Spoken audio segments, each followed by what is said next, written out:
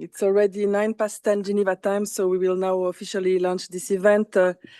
Excellencies, distinguished delegates, dear colleagues, it is our pleasure to officially open this event and to welcome you all to this dialogue jointly organized by the International Labour Organization and the Geneva Environment Network with the generous support of the German Federal Ministry for Economic Cooperation and Development. The event is held with simultaneous interpretation in English, French and Spanish. Il y a de l'interprétation disponible pour qui parle français and interpretation pour qui habla español. Today's discussion will explore how just transition is being integrated into the new generation of nationally determined contributions, or NDCs, and how the implementation can foster decent work and social justice grounded in social dialogue. As coordinator of the Geneva Environment Network, allow me to highlight as we start that the ILO and the World of Work stakeholders are a central pillar within the Geneva Multilateral Environmental Governance Hub.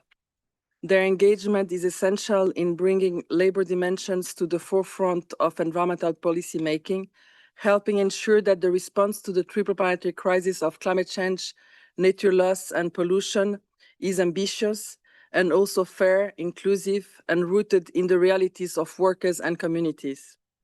Together with the ILO, we co-convened the first series of dialogues on decent work and just transition a decade ago, in preparation in the follow-up of the UNFCCC COP21 and its agenda of solutions.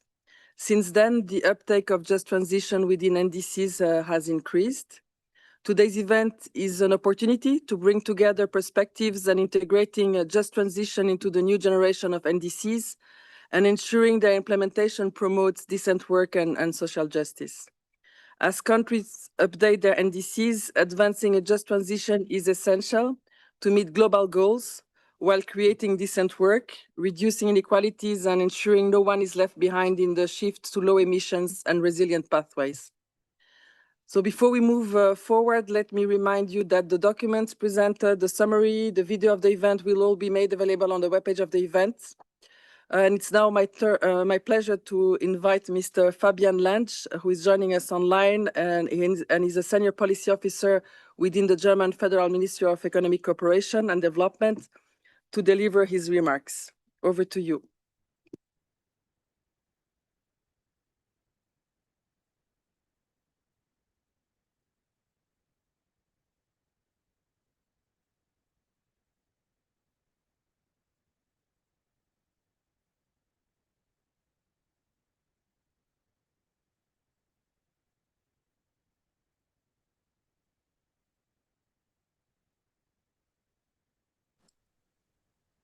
I hope you can hear me now. Yes, now we can. You can go ahead. Thank you. Thank you. Yeah. Good morning, ladies and gentlemen. It's a real pleasure to be here with you today, albeit virtually.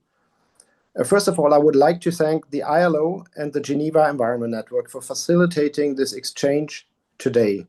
I appreciate that all of you are taking the time to share and discuss the integration for just transition, decent jobs, and social justice in the new generation of the NDCs.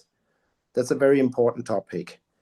At the Federal Ministry for Economic Cooperation and Development, we believe that climate action, economic development, and social justice must go hand in hand. A just transition is not just a policy goal in itself. It's really a people-centered approach. To us, that means that embedding decent work, social dialogue, social protection, and labor rights into the NDCs is not just a social add-on.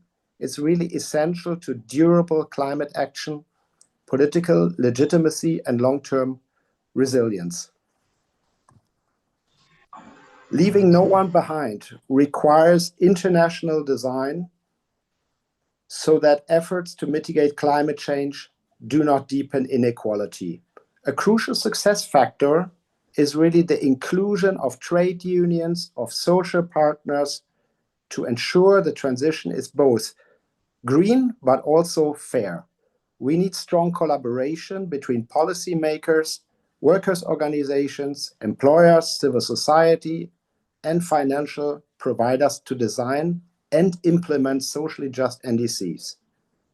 At the Ministry, we are very proud to support initiatives and networks and dialogues such as this one today that make this vision a reality.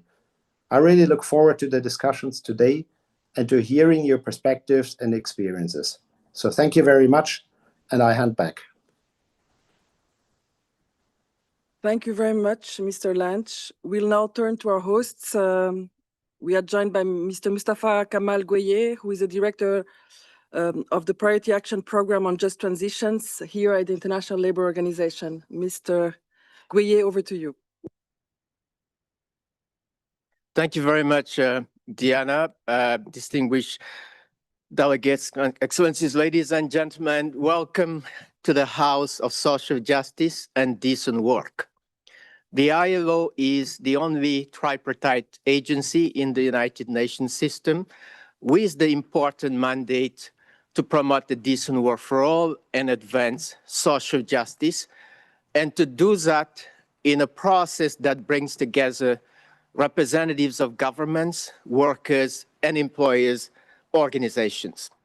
These are the actors in the real economy that one needs for any economic or social transformation. The ecological transition is not only an environmental agenda. And this is why in this very house, the tripartite constituents have recognized for many years now that to advance social justice and promote a decent work for all, there must be an integration of objectives of creating jobs and advancing social justice in climate and environmental policies, and that the actors in the world of work must be active agents in that process of transformation. And that is why in 2023, in this very room, the governing body of the ILO adopted a 4-year strategy to promote a just transition, which we in the office with our partners across the UN system and other organizations are putting into motion. But then those who are negotiating climate and environmental agreements, in particular the Paris Agreement and this agenda, have recognized now for many years that the ambition that they seek cannot be confined to numerical goals and targets. Ambition is ultimately about human capacity. It is having enterprises that can innovate, invest in new business models so that we have goods and services with a low carbon footprint. It is about having workers that have skills that we need to transform the economic systems, agriculture, food systems, transport, and to have communities that can diversify their economies and sustain livelihoods and well-being.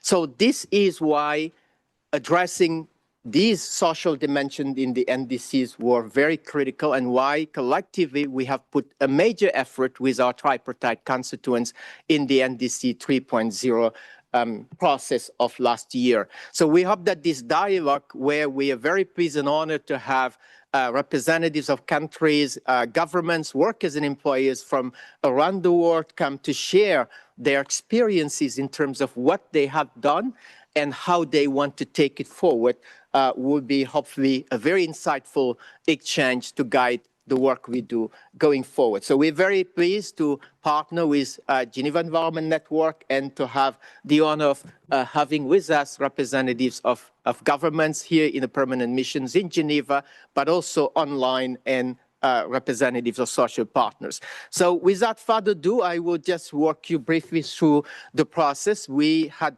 after this initial opening, and I take this opportunity to again thank the Minister of Economic Development of Germany. We have heard from Mr. Fabien Lange, this collaboration that has made it possible to work with a number of countries in the past cycle of NDCs. So after this opening, we are moving into a deep dive conversation where we will present a very important mapping of how countries have actually integrated decent work and just transition objectives. So my colleague Camilla Roman will provide you with that overview and the results. And then we will move into hearing from member states and constituents on their own experiences.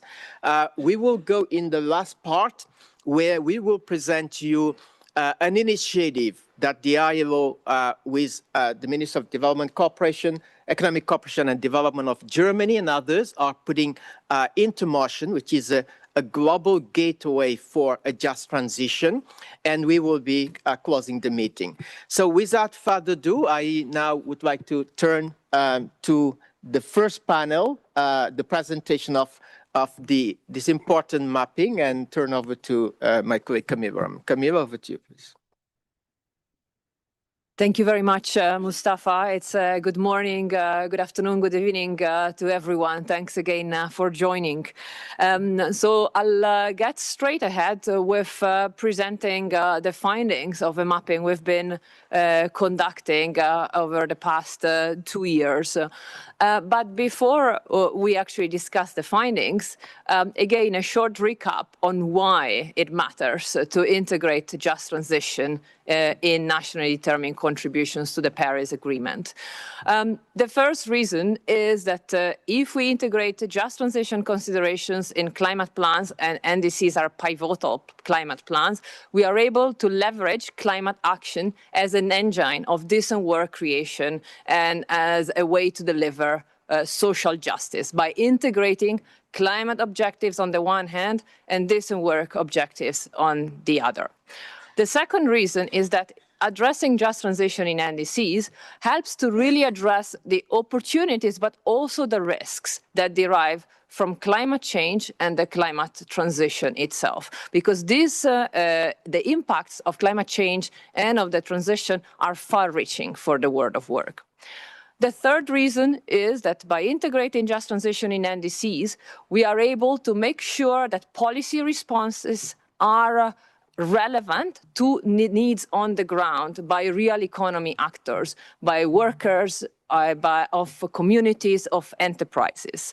And this is done by ensuring that NDCs are based on social dialogue and that there is a strong and meaningful participation of social partners as well as different line ministries in the process. And finally, integrating just transition in NDCs really signals a serious commitment by governments and other stakeholders to the just transition agenda. So it's not just speeches, but is really putting just transition in a very highly regarded and highly relevant policy instrument. Then coming to the mapping. The objectives of the mapping were for this exercise to really serve as a baseline and to monitor a change that we see in the integration of just transition in these climate plans. Understanding that knowledge, having that knowledge and understanding those dimensions of the integration has also helped us to inform and shape ILO support to countries, and that's what we will do, we continue to do going forward. And finally, the findings have also helped us and are helping us in providing technical inputs in international processes, such as those under the UNFCCC. The mapping has been a collaboration with the École Polytechnique Fédérale de Lausanne, the NDC partnerships, and it has been supported by SIDA funding. The approach we've taken importantly is very firmly grounded in the ILO Just Transition Guidelines. Again, there have been many discussions around just transition, but the important message we need to remind ourselves is that there is a set of principles and there is a clear understanding of what just transition is about that reside in the ILC resolution of 2023 that endorse the ILO guidelines as the central reference for policymaking on just transition. In terms of the scope, the coverage of the mapping, we've done a mapping in 2024 that looked at the NDC 2.0, and now we've repeated the mapping in 2025, at the end of 2025, to look at NDC 3.0 and to track the changes that we are seeing. An important reminder is that we are focusing on textual references, and this is a high-level analysis. So we are not looking at a qualitative review that is actually the subject of case studies, and that's something else that we've done. But it's also not analyzing the actual implementation of this provision. So it's really looking at the NDC texts. So let's get down to the findings.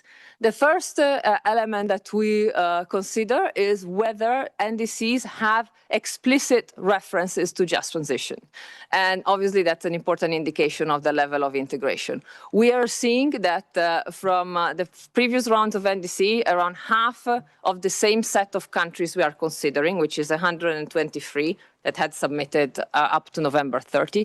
50% were including just transition explicitly in the previous round, and now 79% have explicit reference. So that's a very big increase, and now we have a very solid majority of countries integrating just transition in their climate plans. When we look at the various regional groups and various income groups, we also see that the uptake is consistently high. So again, it's above 70%. Going to over 80%, but is really across the board. And we see that certain regions, such as Asia, have seen really a very remarkable change in a positive manner. When we also look at just transition, the integration of just transition, an aspect that is worth considering is the number of references. Why the number of references? Because it gives a sense of the weight that is attributed to just transition in the policy document. And what we are seeing is also that it's not just the number of countries that integrate a reference to just transition that has increased, but it's also the number of references. So we see that the majority of countries integrating just transition are actually making 4 or more references to it. So it's not just a one-liner, but it actually goes to much greater depth. Employment and decent work are obviously key considerations that are central to just transition. So we also consider how those are being looked at and taken up. We see, for instance, employment has reached 90% of NDCs integrating employment considerations, going up from 63. So again, really the vast majority of NDC considering employment issues. We also see the green jobs has gone up to 68%, up from 23. And then we also looked at the specific references and explicit references to decent work. And there we see that now a third of the NDCs under considerations of these 123 countries are explicitly integrating decent work. And that's more than doubled since the last rounds.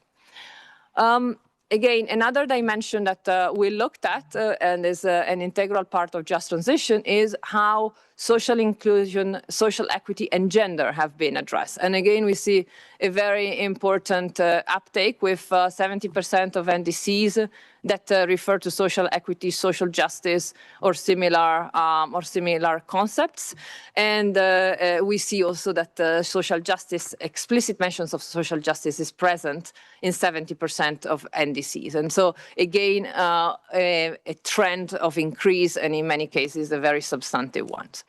This year, we've done also something that we hadn't done last year, and is to look at gender in specific relation to employment, decent work, and just transition. So not gender in general, but really whether gender is linked to just transition and labor markets. And we see that 59% of the current round of NDCs have done that, have linked gender to just transition. Now, it's all good to look at explicit references, but then an important piece of information is to see how far are countries going in making provisions that go beyond a recognition of just transition issues and are paving the ground for implementation. So we looked at action-oriented provisions related to just transition. And in particular, we consider the mentions of follow-up or institutional arrangements dedicated to just transition, for instance, framework, strategies, boards or committees for just transition, And we see a very important increase with over half of the NDCs making references to follow-up arrangements. We looked at explicit resources allocated for NDCs for a just transition, and again, it's still less than a third, but we see a significant increase, more than tenfold from the last round. And then we see mentions of international cooperation for a just transition that have also increased to over 40%. Now, an important piece in looking at how just transition is addressed in NDC is to consider the different policy areas of the ILO guidelines. And importantly, we see that they have been taken up in NDC 3.0 because the link to different policy domains, to different policy areas is really something that helps to give effect to many of these just transition commitments. And it's integral to delivering on decent work through climate policies and by mobilizing coherence with employment and social policies. We see that there are very big increases and that the majority of NDCs are now addressing enterprise policies, skills development, and social protection. And we see some very significant increases in some of them, particularly if we look at skills and social protection, we see really a very dramatic change in uptake for the positive. We also see that the majority of NDC make references to rights, human rights, and or labor rights. And importantly, we see that social dialogue and tripartism have reached 43% of NDCs in terms of explicit references. So there is still scope for greater uptake. Of course, we want to see the majority or all NDCs with references to social dialogue, but they nearly doubled. One caveat that I should mention in relation to social dialogue is that here we are looking at explicit references. We haven't looked at the actual processes. So it might be that an NDC does not contain a reference to social dialogue, but they use social dialogue for the NDC development, or vice versa, right? They might make a reference to social dialogue, but they haven't yet implemented social dialogue mechanism in relation to the NDC. A final word on macroeconomic and growth policies and industrial and sectoral policies. And here, this year, we looked specifically at whether we had provisions that are related to just transition. And again, we see around 50% of macroeconomic policy references for a just transition and 73%. As you will see in the analysis, we also broke down the various policy areas with findings on specific provisions and different policy instruments for enterprises, for skills development, looking at sectors that have been taken up, looking at references to TVET or other types of educations, looking at different types of social protection measures or other interventions for low-income households. And you'll see that there are interesting findings there pointing to how just transition policy provisions are articulated. I'll just want to close up on something related to the support for NDCs in terms of just transition provisions. For this, we worked with the NDC partnerships on their database for requests for support. And what they see is that there has been almost 16-fold increase in the last 5 years when it comes to requests around a just transition, going from the development of capacity to studies and assessments, to stakeholder engagement, to monitoring and evaluations, to enacting and revising policy reforms linked to just transition. And that this cuts across various sectors. So again, an increased commitments and provisions on just transition going hand in hand with requests for support in terms of international cooperation. A final slide on what we've done in terms of ILO supports and what results it has brought. As ILO, in terms of NDC supports for the just transition, we looked at indirect supports through knowledge, guidance development, knowledge sharing across countries, and then we had targeted support in certain countries.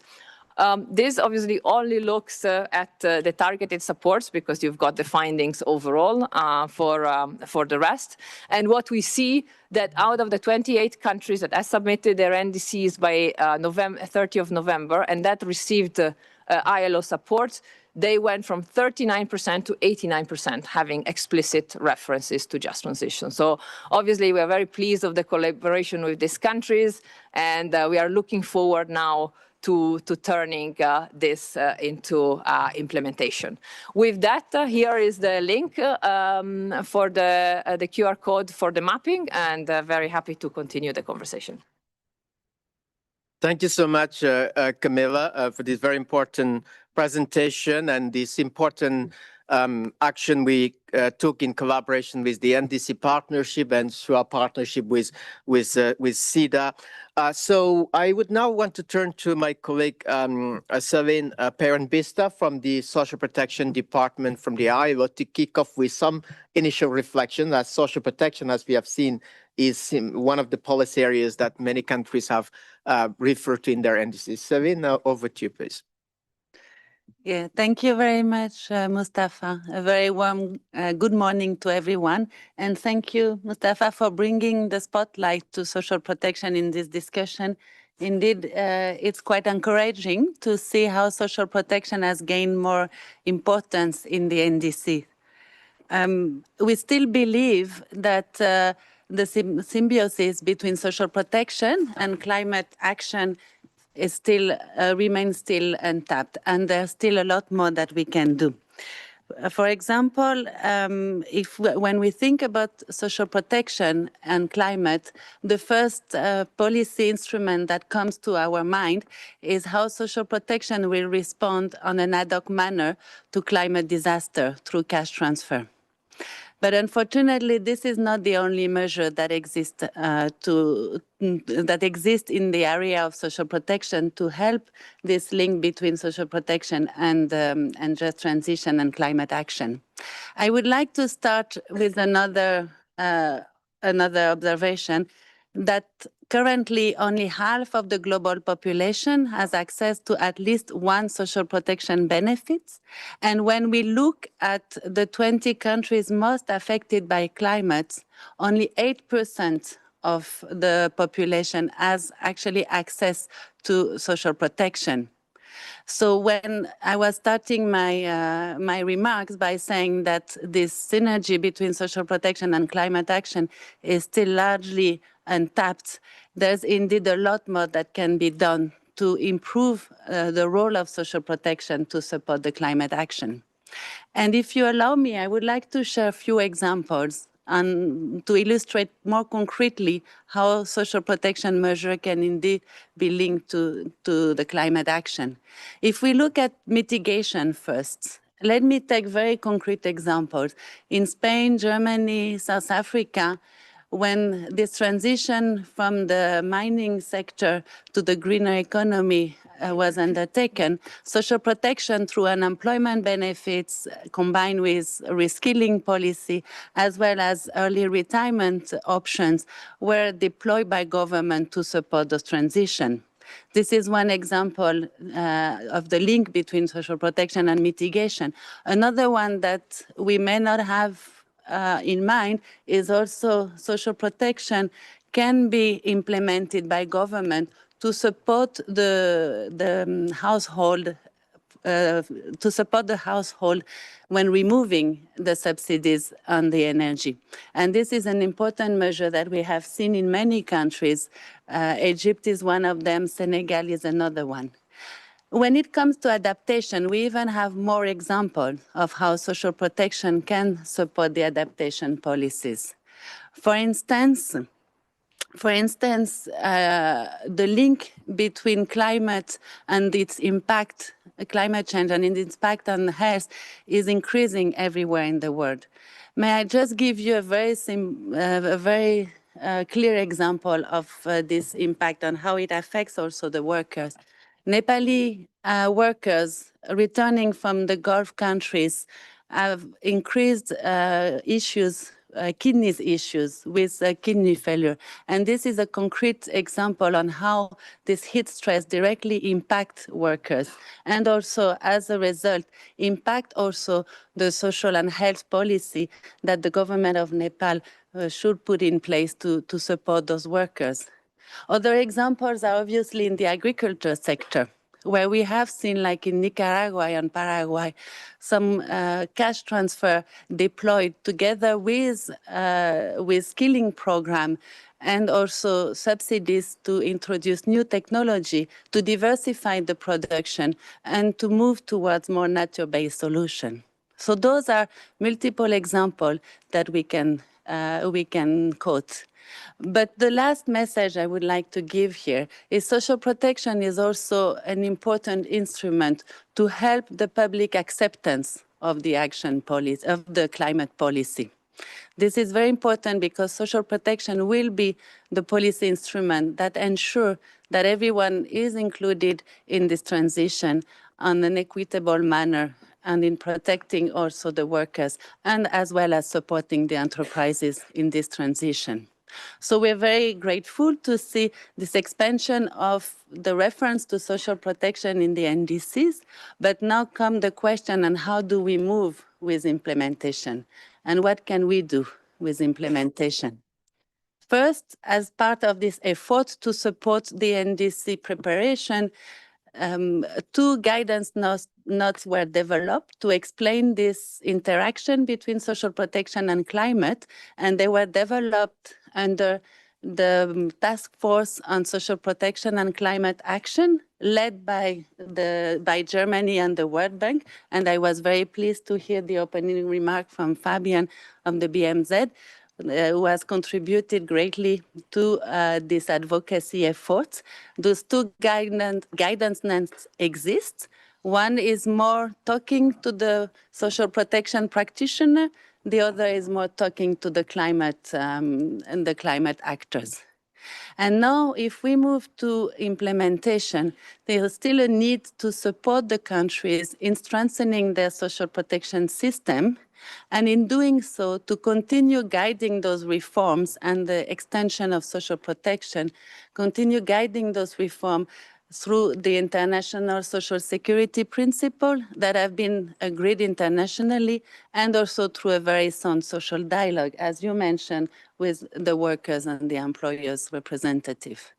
So this action to continue strengthening social protection is essential. We need also to think together on how this link and how the social protection systems can continue to be improved, and how we move from just responding to crisis, responding to natural disaster, to a more comprehensive approach, also putting really social protection at the core of comprehensive and coherent policy framework, alongside with employment policy, with the structural development policy, and the climate objective. Thank you very much. Thank you very much, Celine. So, distinguished delegates, ladies and gentlemen, we have heard about the mapping and these initial reflections from a social protection perspective. So, before we move into the panel on country perspectives, if there are just one or two questions on clarification or anything that you wanted to know more about on the mapping, knowing that my colleague Camilla has shown the link where you can access the document. But if there are any one or two questions for clarification, please just raise your flag or your hand if there are any. Okay, I see Madame over there. Please go ahead. Thank you. I have mine of the One Goal Initiative for Governance. This is maybe two things. One is about the number of times a word comes up or a concept comes up in documents. If we would have, if we would update legal theory, let's say, or statistical theory in a way to make things more effective and efficient, it may come a time when the number of times something is said, or the frequency or the recency that something was said, when something was said, would stop being relevant for its importance or its validity. So I just want to mention that. And I wanted to ask also, how is targeted support funded?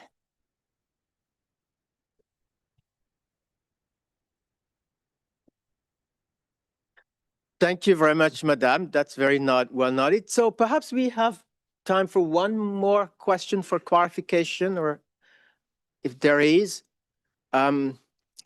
If not, then I'll invite my colleague Camilla, if just some reflections on this observation, please.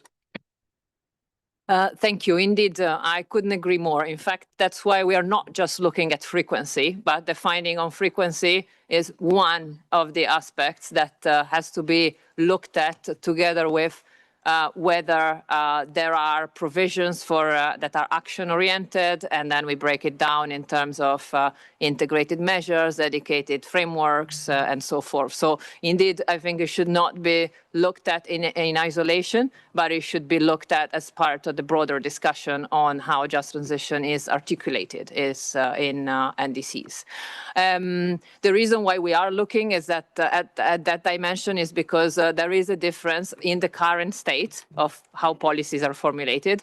If you say something like, we recognize that just transition is important, versus we have a full section on just transition, or just transition is interspersed across the various actions across different sectors, because that helps us seeing how just transition has been mainstreamed across different actions and is not simply an acknowledgement, but is something else. But indeed, it shouldn't be treated in isolation as an indication, but together with the rest of the findings.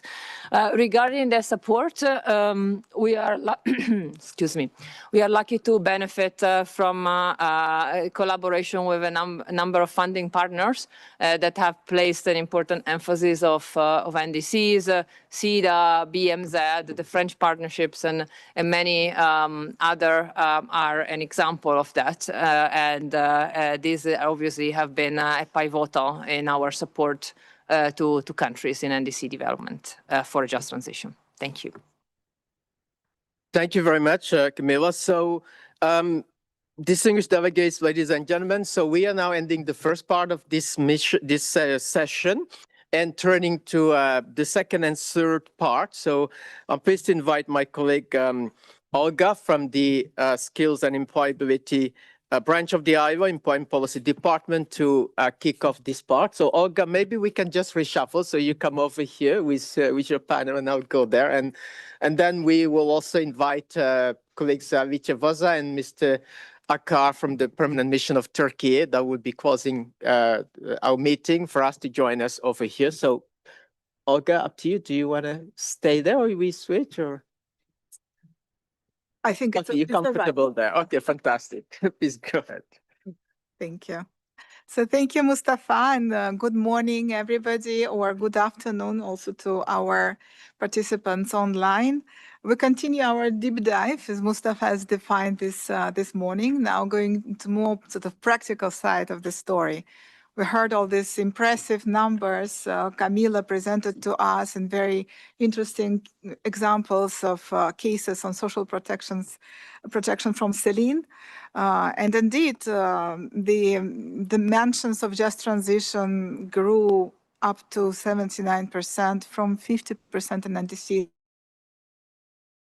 And the impressive numbers are actually even more impressive for the mentions of employment and decent work, which is 90%. And in my own area, where we actually invested a lot of efforts to support countries in their formulation of NDC 3.0 process, we have now 81% of countries mentioning skills development, different types of skills development.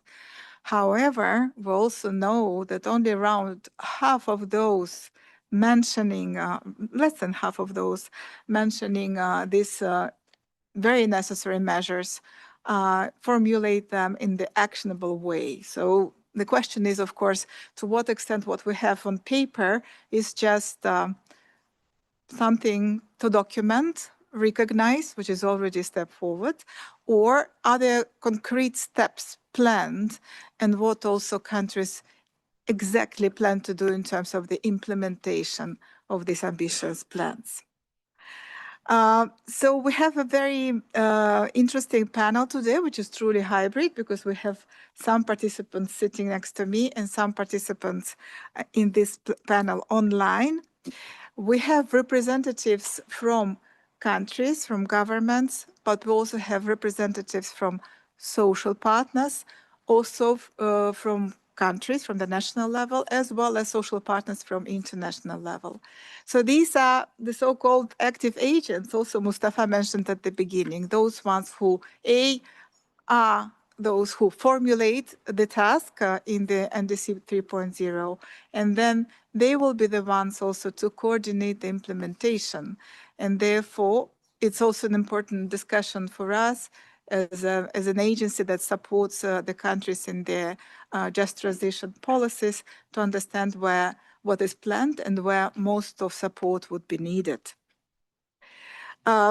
So the objective of this session today is to look really on employment, decent work related policy measures, just transition policy measures with commitments to understand what they are, how social dialogue can be leveraged also in the implementation, or was it leveraged even in the formulation of the NDC priorities, how countries are advancing on those just transition plans, and what actually is happening there on the ground in practice, what are the lessons we can learn from that experience. So in the first round, I will have 3 country government representatives.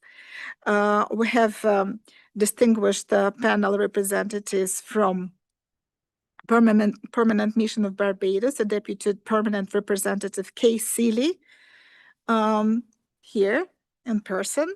We have Ms. Marcel Cohen-Moraga, Minister Counsel at the Permanent Mission of Costa Rica, sitting next to me. And we have online Mr. Mohammad Navid Safil-Ullah, Additional Secretary, Ministry of Environment, Forest and Climate Change of Bangladesh. And I will start from our distinguished representative of Bangladesh online. So what are the key just transition priorities reflected in your country's NDC? And what are the next steps in terms of implementation? And I would kindly ask all panel members, for the sake of a balanced discussion where we have time for everybody, to stick to 3-4 minutes maximum. Thank you. So over to Mr. Mohammad Navid Safil-Ullah. Thank you so much for giving me the floor to speak a few words and share my thoughts on our NDC of Bangladesh. Am I audible? Can you hear me? Yes, okay, very well. Thank you so much. Your Excellencies, distinguished luminaries from ILO and other institutions and just transition policy specialists, ladies and gentlemen, a very good morning Bangladesh time and greetings from Bangladesh once again. It is indeed my distinct honor to welcome you all to this dialogue on advancing decent work and social justice in the NDCs 3 for a just economic transition. At the outset, I would like to extend my heartiest thanks and gratitude for inviting me to today's very strategically important event, and also for organizing such a time-befitting program. The concept of just transition, as we all know, was first coined in the 1970s by Tony Mazzocchi, a US labor and environmental activist to protect workers' rights and livelihoods. It gained worldwide recognition, notably after being included in the preamble of the historic Paris Agreement. Since then, a growing number of countries are incorporating just transition strategies to achieve ambitious climate goals. It is a shift towards a greener economy that is fair and equitable, guided by the principle of CBDR and avoiding disproportionate risks to countries or communities. Now I would briefly touch upon the reflections of our of just transition in our NDC 3. Our just transition is firmly embedded in our country's NDC 3, reflecting our commitment to sustainable and inclusive growth. It is a shift towards a low carbon, climate resilient green economy by reducing emissions. Sorry. Yes, by reducing emissions in transport and industry sector, expanding renewables, and improving energy efficiency with focus on strengthening adaptation and applying nature-based solutions. Our just transition is people-centered. Bangladesh's prioritizes on protecting our workers, empowering communities, and supporting vulnerable.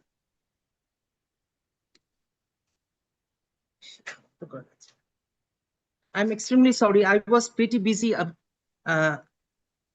little before. I had a meeting, so excuse. So it is based on applying nature-based solutions, and it prioritizes on protecting our workers, empowering communities, and supporting vulnerable groups, while creating green jobs, skills development, and innovation, ensuring that climate actions benefits everyone and leaving no one behind. Our NDC3 provides a roadmap for an ambitious, fair, and just transition, building resilience and creating opportunities for current and future generations. For successful implementation of our NDC, the government of Bangladesh is emphasizing on aligning the policies with climate and development goals for ensuring coherence and effectiveness, strengthening institutional frameworks for coordinated action across sectors and levels, mobilizing adequate finance and resources to support mitigation, adaptation, and green investments, building technical and human capacity to enable effective planning and execution, engaging stakeholders inclusively, including communities, workers, and vulnerable groups, prioritizing social protection and skills development to ensure an equitable and just transition, and monitoring, evaluating, and regulating actions to ensure progress towards targets and sustainable outcomes. That's all from my side. Thank you so much. Thank you all. Thank you so much, sir. This is really impressive package of measures. And the key words, which I think we should all remember for the further discussion, is building resilience. So this is really something very important, because that is the investment not only in one-off actions, but this is investment into a system, so that the system can actually encourage the resilience of people in different ages, from different genders, communities, and so on. And another important thing which we can take away from that short intervention is aligning policies and policies coordination, because without this, we cannot really progress on climate change, and without the action on various elements of just transition. It is well aligned with our national priorities like NAP, NDC, Delta Plan 2000-100-2100, and also SDGs. Thank you. And SDGs, okay. Thank you so much. Yeah, and I think what was really the practical takeaway was establishing a monitoring system to understand what the progress is. This is a very practical solution, of course, and I think this is something many of us can learn also for experiences of other countries.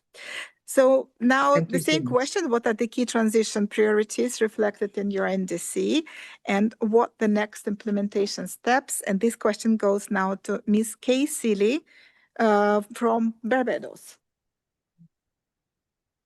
Good morning, everyone, and thank you for the kind invitation to be here to share with you this morning. Barbados's national determined contributions outline ambitious mitigation and adaptation goals with clear implications for decent work and a just transition to a low-carbon resilient economy. Importantly, Barbados's NDCs expressly acknowledge the need for a just transition, one that is inclusive, equitable, rooted in social justice, while being mindful of the diverse needs of society. We are committed to ensuring that any form of climate action must support workers and communities as the country shifts towards renewable energy, sustainable industries, and a green and blue economy. Collaboration with partners such as the ILO under the Partnership for Action on Green Economy to align climate and labor priorities, policies, and cultivate decent jobs in emerging sectors is critical. As such, recent national dialogues and symposiums have emphasized just transition and job creation, advocating for reskilling, upskilling, social protection, and targeted education to ensure that workers are not left behind are all part of our strategy. The Declaration of Mission Barbados further anchors this commitment, along with the Decent Work Country Program in Barbados 2025 to 2030, which was coordinated with the ILO, prioritizing inclusive employment, social dialogue, and rights at work. Just transition is therefore treated as integral to development, our strategy, rather than a stand-alone environmental measure. Now, Barbados's updated NDCs embed just transition across three main domains: energy and transport decarbonization. As such, targets for renewables, electrified transport, and energy efficiency create new demand for skills, standards, and regulatory reform. Blue and green economy development, including nature-based solutions, ecosystem restoration, and coastal resilience. Adaptation and disaster risk management, strengthen resilience measures, acknowledge differentiated vulnerabilities among members, informal enterprises, and frontline communities. Institutionally, just transition is operationalized through a social dialogue ethos in Barbados's tripartite traditions, and complemented by sectoral consultation processes. Linkages with social protection and workforce development frameworks exist. Implementation has advanced in phases, with progress most visible in regulatory reforms, programmatic pilots, and institutionalization and coordination. Key reflections include mainstreaming. Just transition language now features in national economic, energy, and social policy documents. Skills and workforce measures. Early initiatives have targeted training for renewable energy installation, electric mobility, and climate resilient construction. Financing gaps. While Barbados has championed global climate finance reform, example, the Bridgetown Initiative, domestic implementation still relies on blended finance and concessional windows that are not consistently aligned with labor and social inclusion objectives. Informality and equity consideration. Implementation increasingly acknowledges informal workers and MISMEs in tourism, services, agriculture, and fisheries. Data and management. Tracking social outcomes of climate action is still nascent, and improved statistical capabilities and monitoring frameworks are emerging as priorities. So in conclusion, our NDCs frame just transition as a pathway to climate resilience, economic diversification, and social justice. The country has demonstrated leadership in global forums and early-stage institutional alignment domestically. The next phase of implementation hinges on strengthening social protection tools for climate impacts, accelerating training and labor market transitions, and securing climate finance that explicitly supports equitable transformation. So as a SIDS, our experience illustrates how NDCs can function as an integrated development agenda rather than solely as an emissions instrument. Thank you. Thank you so much, Ms. Kay. This is another very interesting example. And again, the key takeaways, how we can connect the investments into new sectors or emerging sectors, as Ms. Kay mentioned, with other support measures to the workforce those at risk of losing jobs, but also those ones already involved in these sectors for upskilling and reskilling from other sectors that are losing jobs. This is extremely important. Another key word which I heard was mainstreaming. This is very interesting, really, because in fact, when we sort of pick and choose a sector here and a sector there, of course it's important, but eventually we really need to think economy-wide and society-wide. And therefore, mainstreaming, I find personally, this is really the way to go. And that is probably also one part of innovation, how we can think and change the mentality to all sectors of the economy, really, to take care of the just transition measures as well. And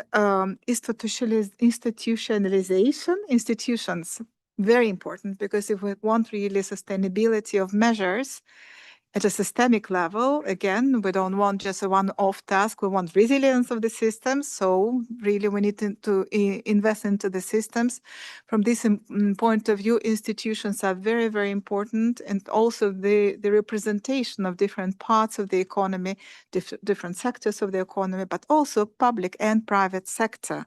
So that we cannot do without institutions. And finally, data. I think you mentioned the lack of data, so that sounds really very actionable to improve the capabilities of people who actually collect and analyze the data for countries. And climate finance, of course, that is, I think this is the ground where we're all only stepping on at the moment, because climate funding is only being opening to the soft measures such as the so-called soft measures. I actually find them very hard core measures, but the so-called soft measures.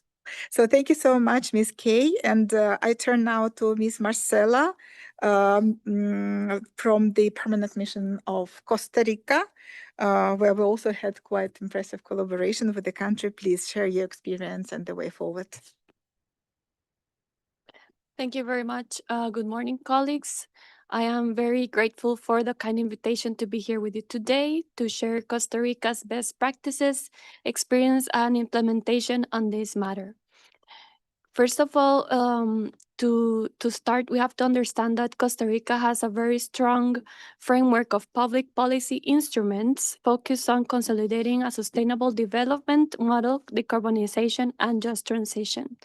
So in this regard, we have the National Decarbonization Plan that goes from 2018 to 2050, and this is the backbone of Costa Rica's NDCs, implementation, and a clear just transition instrument. Why? Because it links sectoral decarbonization pathways like transport, energy, agriculture, and waste with job creation, skill development and transformation, and inclusive mobility. It also embeds social safeguards and strong interinstitutional coordination to ensure climate policies align with employment, education, and social protection goals while avoiding disproportional impacts on low-income households. So in October last year, we launched precisely the report of Costa Rica's 2025-2035 National Determined Contribution that centers just transition as a fundamental condition and a transversal criterion for all climate change and governance. By this, we institutionalize just transition while establishing a national just transition framework and sectoral roadmaps in key sectors. By linking climate policy with circular economy and bioeconomy, the plan ensures that transformation maximizes collective well-being and fosters a just, inclusive future for both people and ecosystems. So what are the key just transition priorities in our NDCs for this 3.0? First, human rights, social justice, and inclusion are cost-cutting principles. They embed this human rights-based approach, recognizing that decarbonization and adaptation must improve the well-being and reduce existing inequalities. Second, decent jobs with blue and green jobs. By integrating climate goals with the National Employment Policy and Decent Work Agenda, the strategy focuses on sector innovation, expanding opportunities in renewable energy, sustainable transport, and climate-smart agriculture, but also alongside sustainable fisheries, marine conservation, and coastal resilience. Third, skills development and workforce transformation. The NDCs highlight lifelong learning, reskilling, and access for youth and vulnerable workers with public training systems aligned to emerging low carbon and climate resilient sectors. For example, we have the INA, the National Learning Institute, that has public vocational training institution that has public targeted training programs and adapting curricula for renewable energy and electrical systems, ecotourism, and environmental management and conservation. So by this, it plays a key role in preparing workers for green and blue jobs, especially youth and workers transitioning from traditional sectors. Fourth, the social dialogue and participatory governance. We emphasize inclusive and tripartite governance, but also that it's very important to have women, youth, and indigenous people organizations in the design and monitoring of climate policies. We highlight especially this to ensure that women have equal access to new green and blue jobs and leadership roles through affirmative actions and empowerment. And also regarding youth, the participation is institutionalized, starting from the National Youth Forum on Climate Action. Finally, the territorial equity and differentiated approach. The transition is framed as a territorially just, recognizing different starting points and needs across regions. Rural and coastal areas in particular are prioritized through nature-based solutions, sustainable agriculture, fisheries, and ecosystem-based livelihoods. What are the next steps for the implementation of this NDC report? First, operationalizing just transition at a sector and territorial level.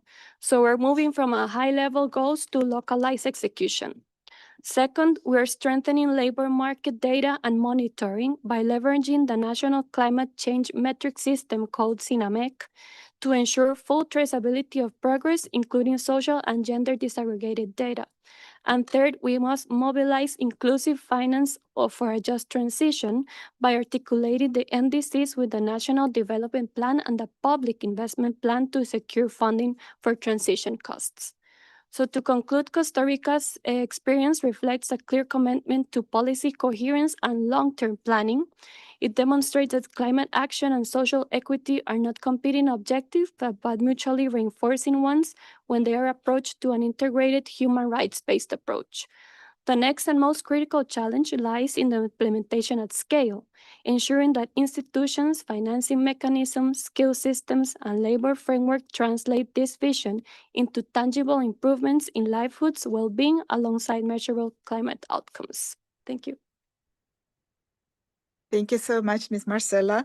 Another very impressive package of policies to be implemented, and quite innovative and practical thinking in terms of implementation measures. I'm particularly impressed with this human rights based approach where you identified very specific target groups as well for equity measures, including low-income households. This I really don't really come across very often, where households identified as a group, while it's really very interesting approach. I am impressed also by the whole package of measures on skills and lifelong learning. That is very important, lifelong learning, so that we don't really speak only about climate change education, for example, in the initial training provision, but it's really lifelong learning, access to training throughout career, throughout life, and specifically also addressing the needs of vulnerable workers at risk, and youth. Territorial equity is another thing which I found very attractive, and especially sharing this experience of how you involve different types of institutions such as INA on the skills development. Social partners and representatives of specific target groups were all involved in the formulation process, and therefore the measures they addressed with are by definition relevant for them. So this is very impressive. Thank you so much. So at this point, we move to the next part of our panel, where we actually bring the perspective of other types of active agents in the NDC process, of formulation and implementation, social partners, so representatives of employees organizations and workers organizations. And we start from the national perspective. So we know that also the social dialogue and tripartism measures related to implementation of NDCs also were mentioned. Only 19% of NDCs 2.0, but 43% of NDC 3.0 mentioned those. So would like to learn now from representatives of two countries, the Philippines and Nigeria, on what are the key transition priorities in your NDCs, in your country's NDCs, and especially from your organization's point of view. So we have representatives of Nigeria Labor Congress, Mr. Eke Azuzu, Principal Assistant General Secretary, and representative of Employers Confederation of the Philippines, Director General, Mr. Jose Roland Moya, online. We will start from Nigeria Labor Congress, please. Thank you very much. Good morning, everyone. Can you hear me? Yes, we can hear you. Okay, thank you very much. My name is Comrade Eche Asuzu. I'm the National Coordinator of the Nigeria Labour Congress Program on Climate Change, Green Jobs and Just Transition, and I'm delighted to be part of this discussion by the ILO. I must say that the ILO has done very wonderfully well, especially with the Global Mapping Report, which has spoken a lot, in volumes on the progress made from NDC 2.0 to 3.0, and there are a whole lot of lessons to be learned. In response to your question on what are the priorities for the Nigeria Labour Congress, I must say that for us, first is the need for a voice. That is also practically one of the lessons we learned engaging on NDC 3.0. Before now, Nigeria had communicated to the UNFCCC to nationally determined contribution NDC to 1.0 and 2.0 in the past 10-15 years. But before now, we've not had a strong mention of the concerns of trade unions, especially with regards to just transition in those two communications. But all of that changed with NDC 3.0. I must also thank the ILO, especially the Nigerian office, the country director, and the ACTRA specialist, our sister in Violata, who gave us a lot of support to ensure that these concerns for us, the priorities of having a voice, was attended to in the development of NDC 3.0. So the need for a voice cannot be overemphasized. You cannot contribute to any process if you don't have an identity. So first of all is the need for workers to have an identity, and that is what we've been able to achieve. So much that the NDC 3.0 dedicated a whole chapter, the Nigerian NDC 3.0 dedicated a whole chapter to just transition. And of course, that touched on the various issues that we're concerned about: decent work, social protection, issues of social dialogue, issues around employment promotion, issues around occupational safety and health, and active labor market policies. And of course, the very important issue of macroeconomic coherent policies within the framework of the just transition framework. So for us in Nigeria, we see that if workers are not on the table, it means that we are in the menu, and that's not what we aspire to. So we try to use the process of developing NDC 3.0 to push workers to the forefront of public policy formulation, especially with regards to just transition. And that, to a large extent, we succeeded in doing. So out of the 25 countries that were mapped, or 25 African countries that were included in the Global Mapping Report, we can see that a lot of the progress can be attributed to work that has been done in Nigeria and, of course, other African countries. So for us, our priority to us is the mainstreaming of trade union voice. Trade union voice is important. Why is it important? It is important because the climate change is largely a workplace reality. It's a workplace issue, and if you remove workers, you see that it's quite vacuous. So it's important that those who matter, those who are directly affected by the issues around climate change, that are represented on the table of policy formulation and policy decisions. And that for us is a big lesson on the engagement on NDC 3.0. And the other priority we have is a priority of evidence-led advocacy. It's important that we are not led in the blind. We don't fly in the blind.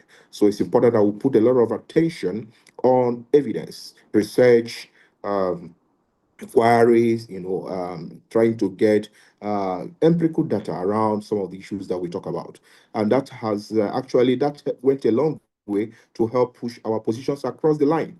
At a point, it became a matter of who is more persuasive, and that was where evidence came in. We did a number of evidence-led initiatives. Some of them were supported by the ILO.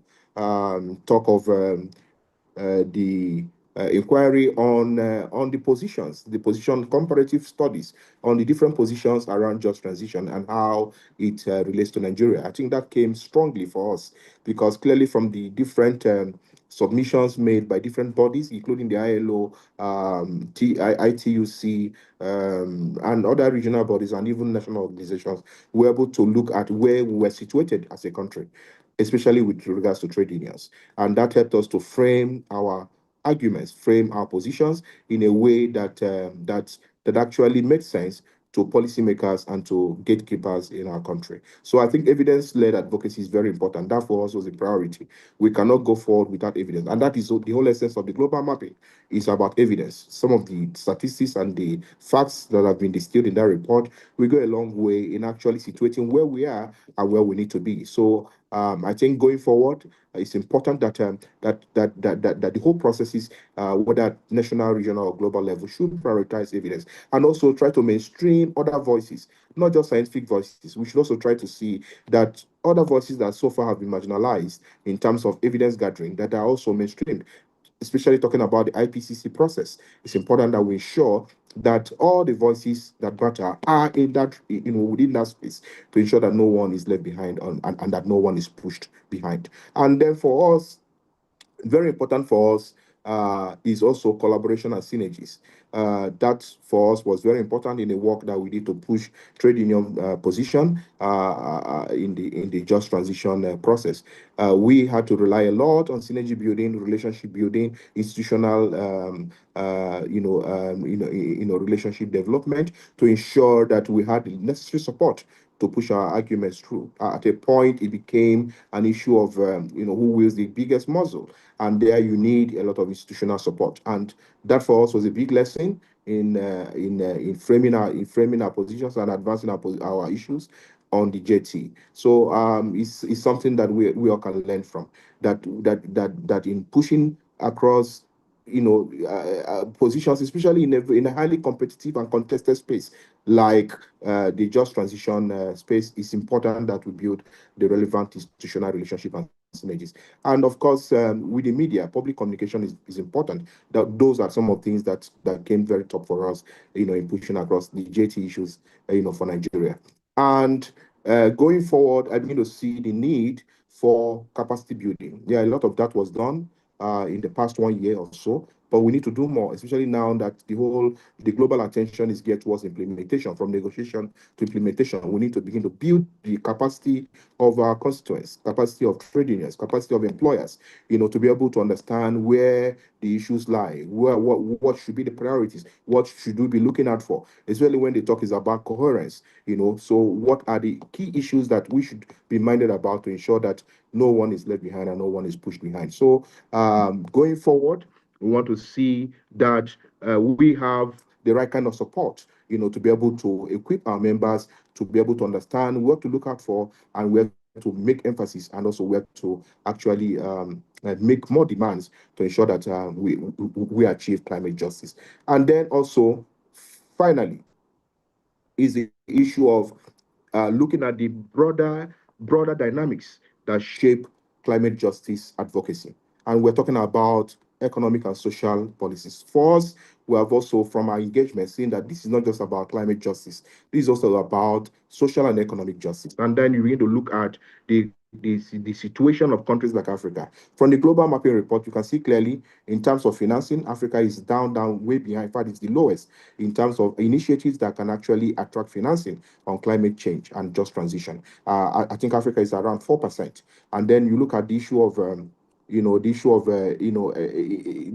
integration with other global processes. Africa is also way down, and that correlates with the situation of Africa and some other global South countries in terms of resource mobilization, in terms of development, and all of that. You see that play out. So the global mapping has done a lot of very insightful work to actually situate where we are, and that means also pointing to the needs we have and the kind of support that we need. Now, with the modest achievements made at COP30, I think there should be a serious consolidation to ensure that the promised 1.3 trillion, that a lot of that goes not just to Africa, but where it matters most, to the workplace, because this is where climate change happens. So it's important that we are able to elevate the discussion to ensure that we put our money where the mouth is, pushing resources to those sectors where we have these challenges. And I think in that way, we'll be elevating the discussion beyond just climate justice, but also trying to see how we can address broader issues of economic and social transformations in a way that ensures social justice for all. Thank you very much.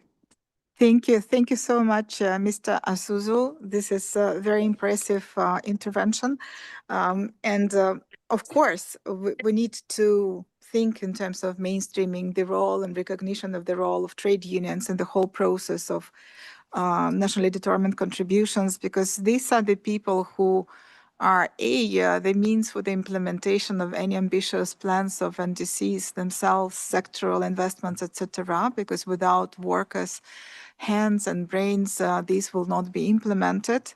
And B, these are also people who are at risk as a result of this planning itself, and therefore they have to be at the table, not on the menu, indeed. And there should be also the public recognition, and therefore public communication is very important, and capacity building for those organizations and other organizations to understand the importance of dialogue with representatives of workers. So thank you very much, Mr. Asuzu. And we go now to Mr. Roland Moya, Director General, Employers Confederation of the Philippines. Could you please keep your interventions short, 2-3 minutes, please? Thank you. Good day, and thank you very much for the invitation. It's a pleasure to join the discussion and share the perspectives of the Employers Confederation of the Philippines on how our country's third nationally determined contribution approaches just transition. If there is one message coming through clearly from the ongoing NDC revision in my country, it is this. Climate action isn't only about emission targets, it's about people, jobs, and livelihoods. NDC 3.0 increasingly recognizes that the transition to a low-carbon and climate-resilient economy must be fair and inclusive, especially for workers. I'm in a meeting, I will call it. And communities that will feel.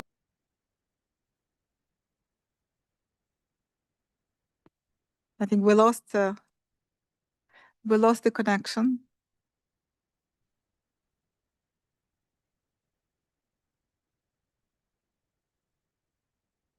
Can we get the connection back, or should I continue with another speaker? You need to unmute. You need to unmute, José.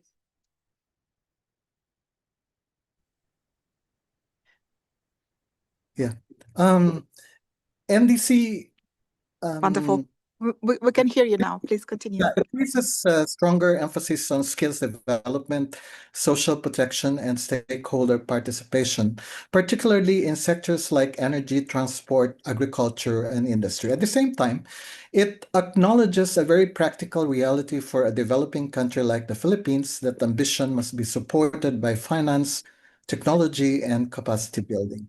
From the perspective of the Employers Confederation of the Philippines, there are 3 priorities that really stand out as we think about NDC 3.0, about how NDC 3.0 can be implemented on the ground. First is alignment with national development priorities and business realities. Just transition measures under NDC 3.0 have to be coherent with the Philippine Development Plan and our sectoral roadmaps. For employers, especially micro, small, and medium enterprises, which make up more than 99% of Philippine businesses, this means clearly predictable policies, clear incentives, and access to affordable, clean technologies. A just transition should help businesses stay competitive and protect jobs, not create uncertainty or unintended costs. Second is skills and workforce readiness. Our NDC 3.0 should rightly highlight the need to prepare workers for new and emerging green jobs. From our standpoint, this must be practical and demand-driven. Training and reskilling programs should be designed with industry, labor organizations, the technical education and skills development authority and education institutions, so they lead to real employment opportunities and decent work. For workers in carbon-intensive or climate-affected sectors, just transition means clear pathways to new livelihoods, not being left behind as the economy changes. And third, and this is very important for us, is social dialogue. Just transition will not work if it's done top-down. Tripartite and bipartite dialogue must be at the center of implementation, not just as consultation, but as a way to design solutions together.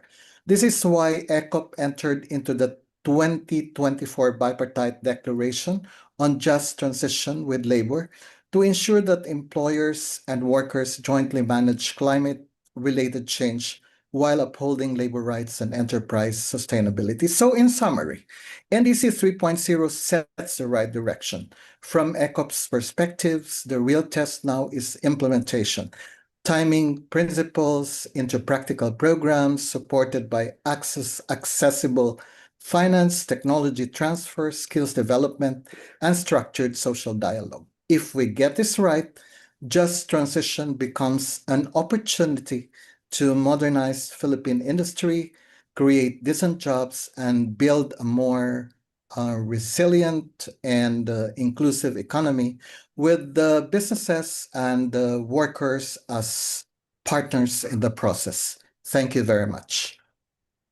Thank you. Thank you so much, Mr. Roland Moya. This is also very impressive package, but I think what is really innovative is the concentration, the target on SMEs, because really it's one of the groups which needs support, and aligning with broader national development priorities and sectoral priorities through social dialogue, tripartite and bipartite, making sure that these partners are part of the design, and that is actually the pathway into implementation. Without further ado, let me move now to our speakers from the International Organization of Employers and the International Trade Union Confederation. And I would ask them, what is the role and value of social dialogue in shaping climate and just transition policies, including in the context of the NDCs? I would kindly ask our speakers to be very brief, 1-2 minutes, please. So I will start with Mr. Robert Barinkovich, Advisor for Climate and Green Economy of International Organization of Employers. Please, Robert. Thank you, Olga. I hope everyone can hear me clearly. So yeah, first of all, just to briefly thank the organizers and the ILO for hosting this dialogue, for inviting us to speak, and for sharing all of the interesting information so far. I think it's great to see the evolution and progress when it comes to just transition elements in NDCs, and obviously, there's the quantitative aspect of just the frequency of words being mentioned, but also the qualitative aspect of how they're being integrated. And now I think, of course, the next step will be seeing, more of the implementation come along. So, for us at IOE, it's a very positive and interesting time see these new trends and just transition measures and policies being implemented. And I also think that the discussions taking place in multilateral processes, like at the COP conference at the UNFCCC, it reflects these trends we've seen from the NDC analysis. There is more and more talk about socioeconomic impacts, about socioeconomic elements, about labor issues in climate change discussions, and for us this is a very positive and important development. I think, on the one hand, we have the kind of framework policies and national level frameworks that are being developed. And on the other hand, there's also the company level, where from what we can see, there is also more consideration of just transition issues and more action at the level of companies. At COP, for example, I was participating in discussions where, companies talked about things like workforce development plans, specific transition plans focusing on just transition, different measures that they're putting in place to support workers and to provide things like training and reskilling. And then there's also interesting developments at the national level. For example, I really like the South African example, where recently the government launched a so-called skills desk, which will provide specific guidance and resources for reskilling. And this is also paired with initiative focused on specific regions where there will be, training provided. So I think obviously social dialogue is one of the key elements to all of this. Employers, organizations, and trade unions and workers need to be involved in all of these discussions. First of all, from the outset, I think first of all, it's very important that there is a dialogue process for developing specific plans, measures, policies, and second of all, they need to be involved along the way as well when it comes to implementation, when it comes to iteration of these measures, making sure that they are effective, making sure that they do work well, that they reach their target audiences. At IOE, this is what we try to do on the one hand by engaging our members and working with them and trying to get them more involved with governments. And I think at that level, there's still work to be done. And some countries, I think, are doing a great job. But obviously, there's still progress to be had. On the other hand, I think, companies obviously have a role to play as well. And like I said, some of them have been putting in place stronger measures. But yeah, dialogue is a key issue. And then I will just say that obviously financing is another element. Last year, there was an interesting report and analysis by the Just Transition Finance Lab that looked at, some interesting examples of collaboration with multilateral development banks, with finance providing institutions. And I think there are definitely lessons to be learned and interesting examples we can see of how specific financing can be brought to enable this transition. So I would just like to stop there. I think for me the work the ILO has been doing is obviously crucial and has been great so far. We had the workshop in South Africa last year, and this is a continuation. So I'm very much looking forward to further examples and continuation of the technical assistance and of the collaboration the ILO has been providing. Thank you.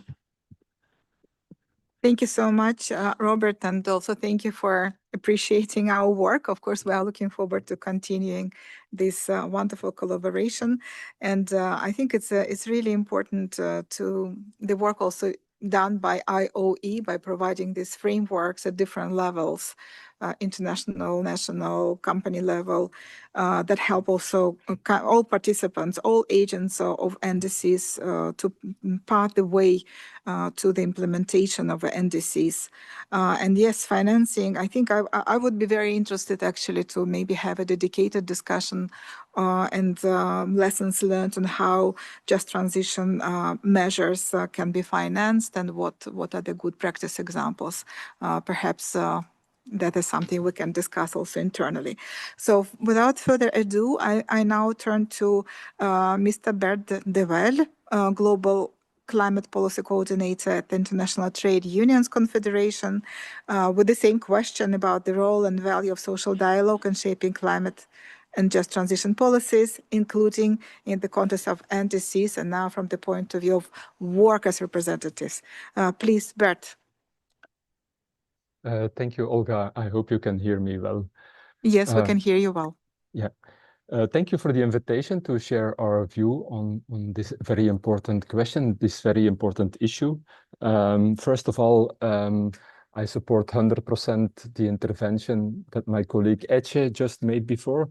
Etche has participated in the NDC process in Nigeria on the ground and has done an incredible job in getting the voices of workers in the process. And that's really the good example of social dialogue that we would like to promote. Because for us, of course, social dialogue is crucial to just transition. We, in general, try to formulate it like this. If you haven't spoken with the unions, it's not just transition. So for us, just social dialogue is the backbone of any just transition process. It's also based on the fundamental labor rights, on freedom of association, the right to have to organize in a union, collective bargaining, and it's one of the central points of the guidelines. So there is no doubt that social dialogue is crucial, and we heard, besides Nigeria, several other very good examples here in the call: Bangladesh, Barbados, the Philippines. But we also have to be clear that there are many countries where the governments have not spoken at all with the unions. And as I said before, then for us, it's not just transition. I want to come back 1 second to the presentation by Camilla, which is really, it makes me, I'm in a fight with myself. On the one hand, I'm very enthusiastic to see how more and more countries are picking up the concept of just transition, and this is really good. But on the other hand, our members in many countries see the challenges around climate policy. And also, if you look, for example, to the references to decent work, like the decent references to decent work, where countries take it serious, in the end, it's 13 countries out of 198 parties at the UNFCCC. And decent work is the core where we are talking about. And it also reflects what our members are telling us when we speak about climate policies. One, climate policies are not delivering. We see heat stress affecting workers everywhere. We see that governments are scaling back climate policies instead of making them more ambitious. And these are affecting the workers everywhere harder and harder. On the other hand, the climate policies that are needed to protect the workers, to engage with workers, the jobs created in the new sectors, the recent IRENA report where the ILO contributed to, renewable energy jobs are still growing, but less. So there starts to be a pressure there that less of these jobs are being created. And also often we see that these jobs are not good jobs. These are not decent jobs. And then the jobs in the transition out of fossil fuel sectors, also there we see major issues, especially if we think about the lack of social protection that the majority of the workers have in the world. But I don't want to be only pessimistic. As I said, the report shows some progress being made. And we also see hooks to look forward and to make it better in the future. I really liked very much the intervention of Mr. Moya from the Philippines, indicating very clearly, climate action is about people, jobs, and livelihoods. And this is also what we are thinking when we look to the decision of the UNFCCC in Belém on the just transition mechanism. The civil society organizations called it the BAM, Belém Action Mechanism for Just Transition, the decision that was taken to set up a mechanism on just transition to help and promote countries integrating these just transition policies, also with support for countries, access to finance.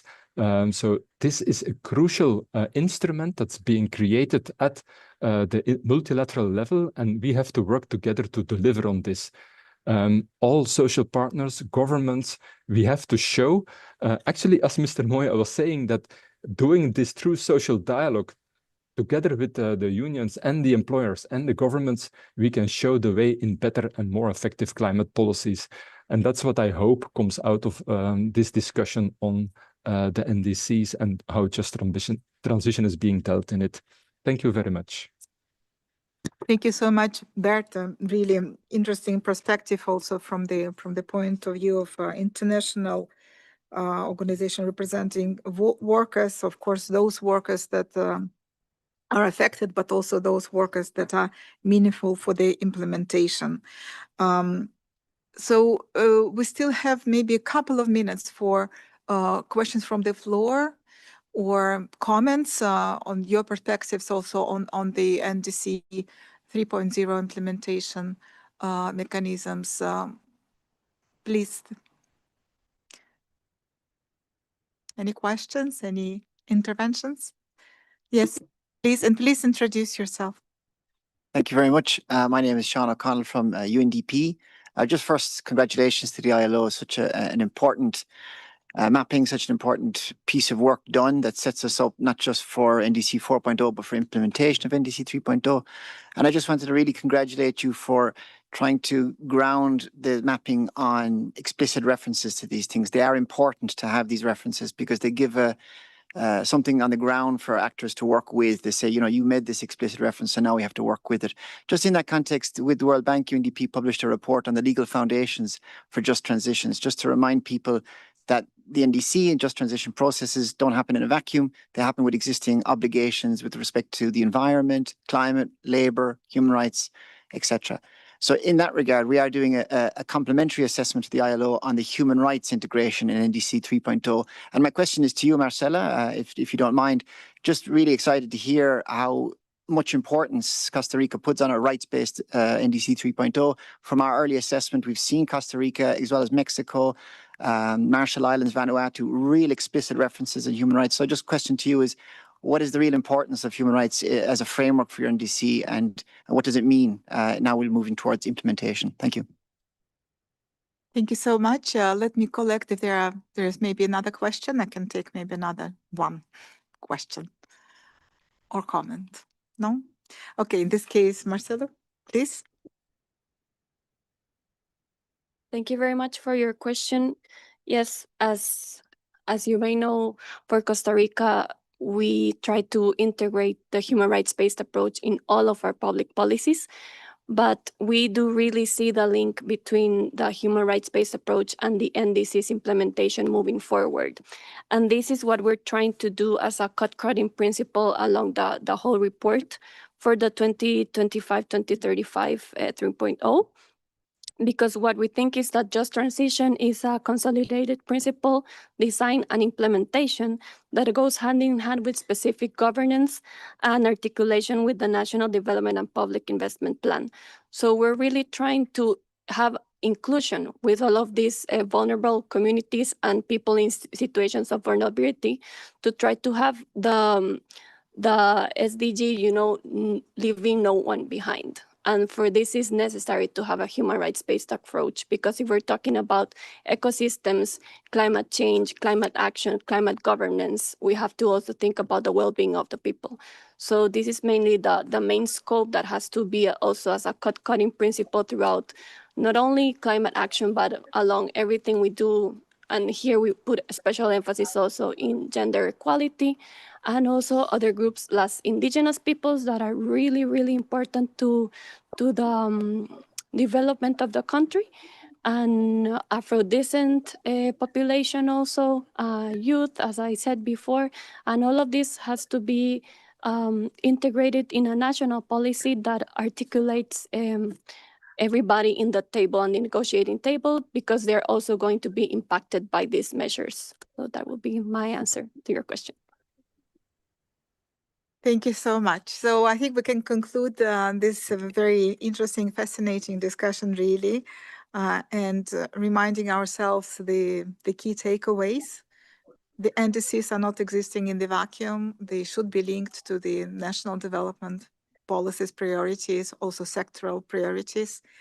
And in fact, vice versa, in the ideal world, also the NDCs have to be taken into account in the individual policy plans, development, employment policy, skills policy, etc. Those need a good coordination. They need absolutely the involvement of all those who are actually at the stake of the implementation. Social partners, employees, workers, but also representatives of vulnerable target groups. The policy should be targeted with concrete indicators of achievement, and then potentially monitoring the achievement by those indicators, collecting data, which we also lack. So on that, need on the still side. And finally, financing, climate financing that should also go into just transition. So thank you so much. A round of applause to our panelists here and online. Thank you. And over to you, Mustafa. Well, thank you very much, Olga, and distinguished panelists and delegates. We are moving to the third part of this exchange. And I think in the panel here and online, we have heard very useful insights in terms of what governments, social partners are doing around the world.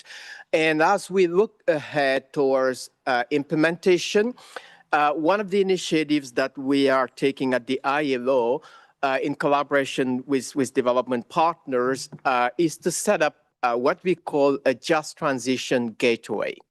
So the Just Transition Gateway is, which my colleague Alicia Voza will present to you in a minute, is intended to have a platform where we gather all that international experience and put it at disposal of countries as a means of us to support the very important work that you are doing, but not doing that alone, with our partners across the UN system and beyond. So without further ado, I invite Alicia Voza to give us an overview of the Just Transition Gateway.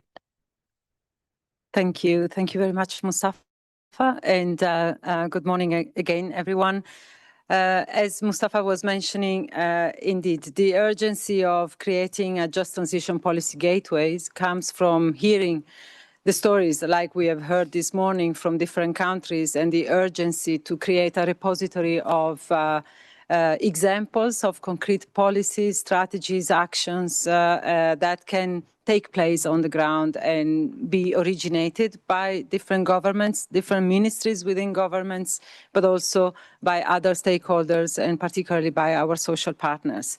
So together with Germany, we have created through this intervention, this platform is not yet available online. It's still under finalization.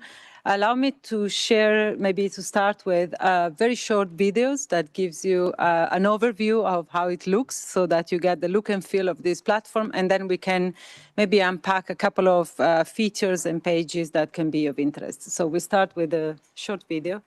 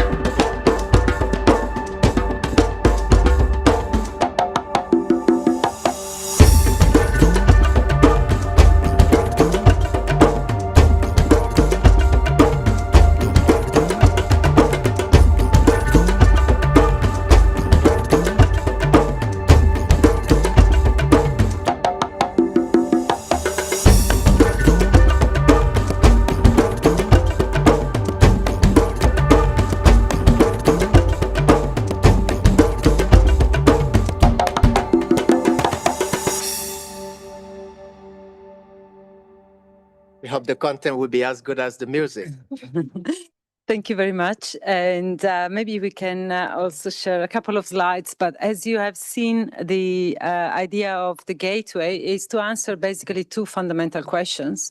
How does a just transition policy look like? And then how that can be implemented and put into practice. So it's really bridging to what we were discussing this morning. We've heard different examples. We have appreciated also that just transition policies can translate into different shapes and forms, depending on the country priorities and development plans, depending on who is originating this policy. But there is also a lot of urgency regarding how we can make them actionable on the ground. So it will translate onto a portal that you see on the screen with different features. And I would like to flag two main features of this portal. First of all, a database of policies that can be browsed by countries. We have already collected a number of policies from different countries we've been working with, but also countries that have reached out to share their experiences. It can be browsed also by source. So it's not only government initiatives, but also initiatives from particularly social partners, workers, and employers' organizations. Through this database, we can see concretely what it means to put in place a just transition action or policy measures. There is a methodological definition of what we mean by just transition policies. That includes national policies, sectoral, subnational as well, specific action plans and frameworks that have also a legal framework and implementations, guidelines, and different means of actions that really want to translate the commitments. So if we refer to the NDC 3.0 commitments, the commitments highlighted in the just transition section into concrete actions. We will showcase on rotation different countries that are willing to put forward their examples. And most of all, we will use it also to promote also some sharing about what is the storytelling behind these policies. We don't want only to see documents, but what has happened behind the scenes to make this document achievable, possible? What were the negotiations, the discussions, the agreements between the different parties, the social dialogue mechanisms? Who are the key promoters and stakeholders? Who are the champions that have made this possible? So there is a part of the database that is really telling the stories of the different countries and different stakeholders as they have achieved these measures, and also their objectives and timelines when it comes the time to put them into practice. And the second feature I would like to highlight and conclude on that is that the platform would not only be a database, but also we are planning to launch what we call a rapid response mechanism behind it, which means by capturing all these efforts, we also want to take it as an opportunity to understand what type of support countries are needing to make them happen in practice. And through partnership and collaborations with different organizations, how can we provide a rapid response and a mechanism of collaboration, which can take the form of country-to-country collaborations, organizational support, technical advice, policy support, and dialogue, and any other forms of initiatives that can facilitate translation into practice. I would like to conclude that this by recalling that this has been made possible through the support of the Federal Ministry for Economic Cooperation and Development of Germany.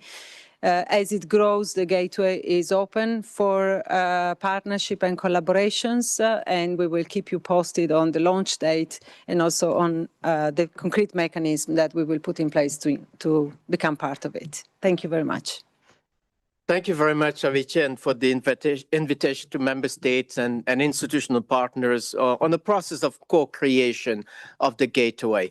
So without further ado, we now move to the closing part of this dialogue, and I am pleased to invite Mr. Fatih Akar, who is a senior expert at the Permanent Mission of Turkey here in Geneva, And as we know, Turkey will be the host country of the UN Climate Change Conference, COP31, this year, together with Australia. Just Mr. Akar to give us some insight in terms of how Turkey sees that international moment and the links to the decent work and social justice agenda. Over to you, sir. Thank you, Kamal. Good morning, colleagues in the room and online. We are grateful to the ILO and the Geneva Environment Network and BMZ for bringing us together through this timely and important event. We thank all the other participants and the government and the social partners for the important inputs that we heard today. As all you know, we have a common ground. It's the rapidly changing world of work. Especially in these times with the new technologies and artificial intelligence, is transition important than ever. Regarding this, we are pleased that our discussions on hosting the COP31 resulted in a balanced and mutually beneficial arrangement with Australia. Our agreed modalities for 31 reflect our shared responsibility and our joint commitment to multilateral climate action, as well as the strength of our deeply rooted bilateral relations. As per the model, Turkey will host COP31 as well as its leader summit. We will also assume the COP31 presidency. A representative of Australia will be the president of the negotiations. Her Excellency Murat Kurum, our Minister of Environment, Urbanization and Climate Change, was appointed as COP31 president designate. The pre-COP meeting will be held in one of the Pacific Island countries, as Australia would like to highlight the vulnerabilities of the Pacific region. This is also in line with our priority to enhance the resilience of vulnerable regions with the importance we attach to our relations with the Pacific Island states. We are confident that our model of cooperation will serve as precedent not only for climate action, but also for addressing other global challenges at a time when multilateralism is under significant pressure. For Turkey, climate change is a cross-cutting issue linked with development, urbanization, and social resilience. Turkey attaches particularly importance to the social dimension of climate action. As a member of the coordination group of Global Coalition for Social Justice, an initiative of the International Labour Organization, Turkey actively contributes to advancing inclusive and equitable policy framework at the global level. In line with this engagement, Turkey continues to play an active role as a member of the advisory board in work related to just transition, which constitutes the key pillar of the coalition. These efforts reflect our commitment to ensure that ecological transition processes are firmly grounded in social justice, decent work, and the principle of leaving no one behind. Together with Australia, we will not spare any effort to make COP31 a success and an echelon in climate action. Looking ahead to COP31, Turkey is actively shaping its national strategy on just transition and expects to finalize it this year. Looking forward to highest level attendees from all relevant parties as well as UN institutions to the Leaders Summit. Thank you, Kamal. Thank you so much, Mr. Akar. I think we all look forward to COP31 in Turkey, where all the very good outcomes of COP30 that took place in Brazil, in particular, the outcomes of the Just Transition Work Program will be taken forward. So, Excellencies, ladies and gentlemen, this brings us to the end of this session, where we discussed advancing decent work and social justice in the NDC 3.0 for a just ecological transition. I think it was a very insightful dialogue. We have been able to support many of you in this meeting room and online member states of the ILO in your efforts to bring decent work and social justice in the context of the ecological transition. Before we close, I would like, on behalf of the ILO, to express appreciation to our member states and partners that have made possible all of our effort to be at your service. Our partnership with BMZ of Germany, the France ILO Partnership Agreement, which has been supporting our work in countries like Cote d'Ivoire, Nigeria, and Senegal, the CEDA ILO Partnership, which has made possible our work in Colombia, but also internationally, the EquiJet initiative, where we work with many organizations, including IISD here in the room, and Wuppertal Institute, GIZ, and others. The Partnership for Action on Green Economy, where together with UNDP, UNEP, UNIDO, and UNITA, we've been able to work in countries like Barbados, and many of the ILO contributors to the RBSA funds, which has made it possible to put this massive effort on just transition in the NDC 3.0. So to end, we really appreciate the engagement of our member states in the whole process, employees and workers organizations, and all the other partners that we have worked with in the UN system. I mentioned UNDP, FAO, but there are many others that we highly value. So, Excellencies, ladies and gentlemen, before we end, I just want to remind you that when you're leaving the room, please leave your badges at the security desk. So just to drop it in the box there. We had welcomed you for coffee this morning, but I think some went straight into this room. So there's still coffee and croissant downstairs if you want to grab a coffee or croissant before we leave. And then I want to really thank my colleagues in the ILO, Olga from the Employment Policy Department, Celine, Social Protection, Lenny from ACTRA, the Workers Affairs Bureau, the Employees Affairs Bureau, and my own colleagues, Alice, Camilla, Heza, Adam, and everyone for this collaboration, and really the honor that we have had with our member states joining us all this time this morning in the room. So without further ado, thank you again to our partner, Geneva Environment Network, for co-convening, Diana and your team. So we can bring our meeting to a close. Any final word, Jenna, for you to send us back? No, just a big thank you to all, and we look forward to come back to the ILO soon.